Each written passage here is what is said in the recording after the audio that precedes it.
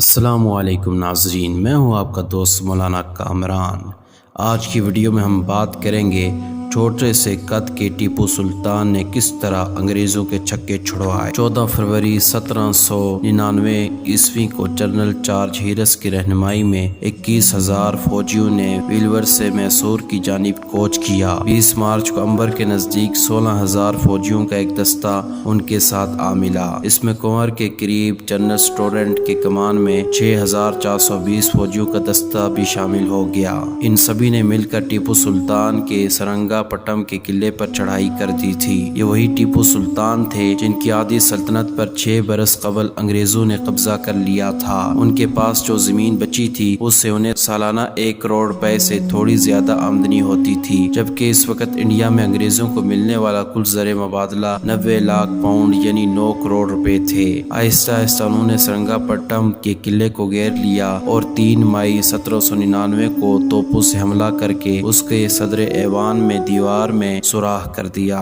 حالانکہ سوراخ زیادہ بڑا نہیں تھا تو بھی چارج ہیرس نے اپنے فوجیوں کو اس کے ذریعے قلعے کے اندر بھیجنے کا فیصلہ کیا۔ اصل میں ان کے پاس کوئی اور راستہ نہیں تھا، ان کی فوج بھوکی تھی۔ بعد میں ہیرس نے کیپٹن میلکم کے سامنے خود قبول کیا کہ میرے خیمے پر تعینات انگریز گارڈ اتنا کمزور ہو چکا تھا، اگر اسے دھکا دیا جاتا تو وہ نیچے گر جاتا۔ 3 مئی کی رات تقریباً 5,000 فوجی جن میں قریب 3,000 انگریز تھے خندقوں میں چھپ گئے تاکہ ٹیپو کی فوج ان کی سرگرمی کا پتہ نہ چلا سکے۔ جیسے ہی حملے کا وقت نزدیک آیا، ٹیپو سلطان سے غداری کرنے والے شخص میر صادق، جس کا اکثر ذکر عمران خان اپنے جلسوں میں کرتے رہتے ہیں، اس نے فوجیوں کو تنخواہ دینے کے بہانے پیچھے بلایا۔ یہ دیوار کے سوراخ کے پاس تعینات فوجی بھی اس کے پیچھے چل دیے۔ اسی وقت انگریزوں نے پیچھے سے حملہ بول دیا۔ اس درمیان ٹیپو کے ایک بہت ہی باوقار اور وفادار کمانڈر سعید غفار انگریزوں کے توپ کے گولے میں ہلاک ہو گئے۔ جیسے ہی غفار کی موت ہوئی، قلعے سے غدار فوجیوں نے انگریزوں کی جانب سفید رومال ہلانا شروع کر دیا۔ یہ پہلے سے طے تھا کہ جب ایسا کیا جائے گا تو انگریز فوج قلعے پر حملہ بول دیں گے۔ جیسی سگنل ملا، انگریز فوج نے دریا کے کنارے کی جانب بڑھنا شروع کر دیا جو وہاں سے صرف 100 گز کے فاصلے پر تھی۔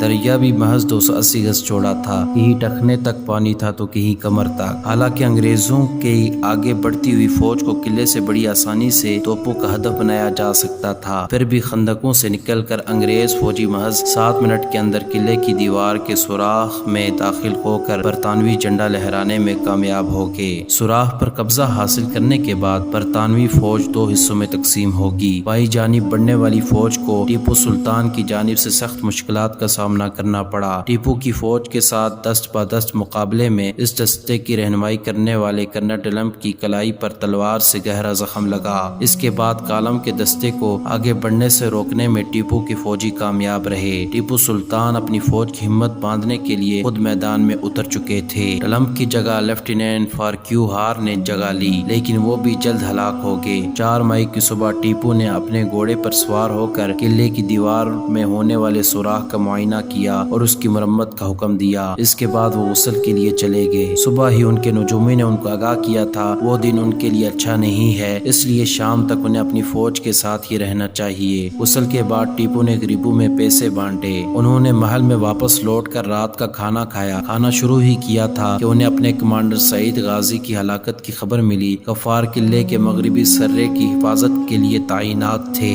ٹیپو یہ خبر سنتے ہی کھانا چھوڑ کر اٹھ کے انہوں نے اپنے ہاتھ دھوئے، گھوڑے پر سوار ہو کر اس جگہ کی جانب نکل پڑے جہاں دیوار میں سوراخ ہوا تھا، لیکن ان کے پہنچنے سے پہلے ہی انگریزوں نے وہاں اپنا جھنڈا لہرا دیا تھا اور قلعے کے دوسرے علاقوں کی جانب بڑھنا شروع ہو گئے تھے۔ اس جنگ میں ٹیپو نے زیادہ تر لڑائی عام فوجیوں کی طرح پیدل ہی کی، لیکن جب ان کی فوجیوں کی ہمت ٹوٹنے لگی تو وہ گھوڑے پر سوار ہو کر ان کی ہمت بڑھانے کی کوشش کرنے لگے۔ اگر ٹیپو چاہتے تو جنگ کے میدان سے بھاگ سکتے تھے۔ اس وقت قلعے کے کمانڈر مین ندیم قلعے کے گیٹ کی چھت پر کھڑے تھے، لیکن انہوں نے اپنے سلطان کی طرف توجہ اور دھیان نہیں دیا۔ ٹیپو تب تک زخمی ہو چکے تھے۔ جب ٹیپو قلعے کے اندرونی گیٹ کی جانب بڑھے تو ان کے بائیں سینے پر ایک گولی لگ گئی۔ ان کا گھوڑا بھی مارا گیا ان کے ساتھیوں نے انہیں ڈولی پر بٹھا کر جنگ کے میدان سے باہر لے جانے کی کوشش کی، لیکن وہ ناکام رہے کیونکہ تب تک وہاں لاشوں کا ڈھیر لگ چکا تھا۔ اس وقت ان کے باڈی گارڈ راجہ خان نے انہیں مشورہ دیا کہ وہ انگریزوں کو بتا دیں، لیکن ٹیپو کو یہ منظور نہ تھا۔ انہوں نے انگریزوں کے ہاتھوں قید کیے جانے کے بجائے موت کے راستے کا انتخاب کیا۔ ٹیپو سلطان کے آخری لمحات کے بارے میں ویسٹن لکھتے ہیں،